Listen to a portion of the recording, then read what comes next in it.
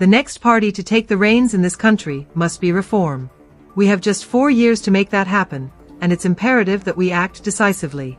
British culture is steeped in a rich history that is fundamentally rooted in Christian values. When reform rises to power, we will reclaim that heritage. The discussions we've heard recently from leaders like James and Ant underscore the importance of trust and integrity, cornerstones of Christianity that are absent from other political parties, who seem embarrassed to address these crucial issues. It's time we stop sugarcoating the truth and start calling things as they are. One has to wonder, when did British leadership lose its grip? Katie Hopkins isn't afraid to voice this concern, and her criticisms toward Keir Starmer are sharp and unyielding. She argues that his leadership is steering the nation away from its historical roots, a sentiment echoed by many who feel the fabric of British identity is fraying. Under Starmer's watch, Britain is perceived to be losing its uniqueness, particularly with his soft approach to immigration, which he fails to tackle effectively. To Hopkins, Starmer's leadership is weak, and she's not shy about sharing her views. She sees the open borders as a direct threat to British culture, which is steadily dissolving into chaos. Each decision he makes only seems to worsen the situation, leading her and countless others to question whether he's the leader we need in these turbulent times. The urgency of the situation is palpable. We're witnessing record numbers of migrants arriving in the UK, and while families gather for Christmas, headlines scream of a leadership failure. Ant Middleton, known for his serious demeanor, has labeled this influx as a clear sign of incompetence. It's not merely about the numbers, it's about the implications, what uncontrolled borders mean for national security, cultural identity, and trust in our government. These questions resonate deeply with everyday citizens who have been feeling increasingly uneasy. How can a country function normally when it does not even know who is entering its borders and for what reasons? In my work on Say Yes, Who Dares Wins, I take individuals into a controlled environment, stripping them down to their core identities and rebuilding them. It's about understanding who they truly are. So, what does British identity mean? Why is there a push to erase our culture and history? Why are we not allowed to embrace our status as the umbrella culture of this country?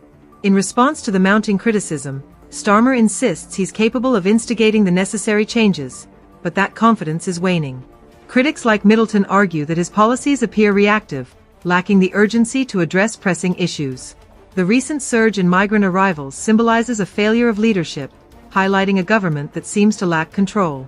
This growing dissatisfaction is not confined to political circles. It is embedded in the hearts of ordinary citizens. They are asking painful questions. Why isn't the government implementing more stringent measures? Why do we see spikes in numbers at critical moments? Each unanswered question only fuels the rising tide of distrust and despair that is seeping across the nation. If we lose our identity, we lose our purpose and direction.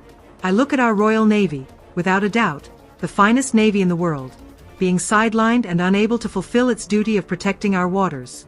The best navy in the world is being rendered ineffective because we cannot secure our borders. We have to ask ourselves, who is benefiting from this chaos? Those who come here must respect our laws and our culture. We can be inclusive, but we need to uphold our standards and values. As the holiday season draws to a close, the pressure on Starmer continues to mount. The public is watching, waiting for real, tangible solutions. How long can he maintain this facade of leadership while people demand substantive change? The questions surrounding immigration and governance grow louder, and Middleton's recent speech has sent shockwaves through the political landscape. He did not merely criticize. He delivered a stark assessment of the state of the UK, calling for urgent action. His words resonate with a nation that feels its identity slipping away. Middleton emphasized the importance of boundaries, both physical and moral. It's not just about who is entering the country, it's about preserving what makes the UK unique. He highlighted that failing to control immigration reflects a deeper malaise, a leadership that has lost its connection to the responsibilities it bears. He pointed out the absurdity of the handouts provided to asylum seekers and illegal immigrants, painting a picture of a system that prioritizes them over its own citizens. This is a dangerous road we are traveling down, and without immediate intervention, we risk losing everything that defines us.